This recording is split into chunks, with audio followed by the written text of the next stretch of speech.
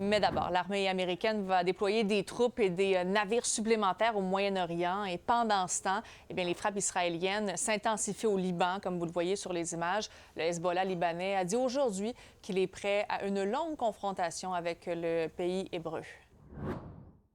Et justement, pour faire le point, je rejoins en direct sur le terrain à Beyrouth le journaliste indépendant Fabrice de Pierrebourg. Bonsoir, Fabrice.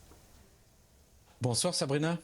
Donc, tu me disais qu'au cours des dernières heures, tu as été témoin, toi, d'un bombardement. Comment ça s'est passé? Comment ça se passe dans la ville lorsqu'il y a des bombardements?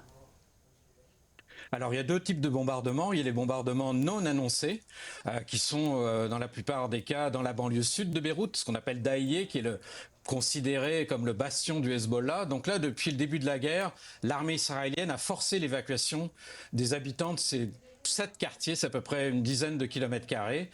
Et puis parfois, il y a des bombardements annoncés. C'est ce que j'ai vu hier, près de mon hôtel, donc sur le réseau X, parce que c'est comme ça que ça se passe. Le porte-parole arabophone de l'armée israélienne a entouré un petit bâtiment de rouge et a dit « Tous ceux qui sont dans cet immeuble et à 300 mètres, éloignez-vous pour sauver votre vie ».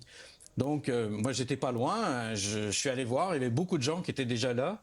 Et environ 1 heure après ce message sur les réseaux sociaux, une première bombe est tombée. Il y a d'abord eu le bruit d'un avion de chasse très très bas. C'est assez terrifiant quand même. Tout de suite, première bombe, panache de fumée. Et quand j'approchais, une deuxième et 5 minutes plus tard, une troisième. Et c'est assez sidérant parce que la troisième, je l'ai vu arriver, c'était une bombe guidée qui a traversé le ciel et qui est allée perforer la base de l'immeuble. Et plus tard, donc ça, tout de suite, la rue a été recouverte d'une fumée noire, âcre, ça sentait l'essence, ça sentait différents produits. Puis les gens étaient sur le trottoir en face. J'ose dire que les Libanais, malheureusement, sont habitués. Et puis, tranquillement, la vie a repris, la rue s'est remplie de voitures. Il est à peu près quand même 17h30, là. Donc, on vit avec ces bombardements-là. Mais dis-moi, pourquoi qu'on décide d'annoncer des bombardements? Je sais qu'il y a une section de la ville, comme tu le disais, c'est des bombardements qui sont donc plutôt incessants. On a demandé justement aux gens de quitter. Massif. Mais là, on dit vraiment, ben, attention, dans 1 heure, par exemple, on va frapper. Qui on veut frapper dans ce temps-là? Tu sais, le bâtiment, c'est quoi? Alors, oui, le bâtiment, plus tard, l'armée israélienne, sur les réseaux sociaux, toujours a dit qu'au 2e sous-sol, le Hezbollah va empiler des millions de dollars. Je peux pas vous dire si c'est vrai ou pas. Moi, je suis allé voir ce matin. Il y avait un cratère, des voitures qui étaient retournées, écrabouillées, etc. et tout.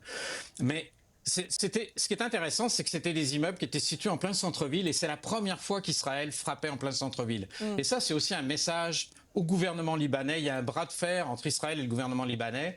On veut forcer le gouvernement libanais à désarmer le Hezbollah. Mais le Hezbollah, c'est non seulement une milice, mais c'est un parti politique qui a une dizaine de députés à l'Assemblée nationale et des ministres. Donc c'est une situation un peu inextricable. Et ça contribue aussi à ce climat très anxiogène qui règne dans Beyrouth parce que c'est incessant. Et ce pays se remettait, y compris Beyrouth, se remettait à peine d'une guerre qui a fini il y a 15 mois, qui avait fait 4000 morts, qui avait fait 20 milliards de dégâts.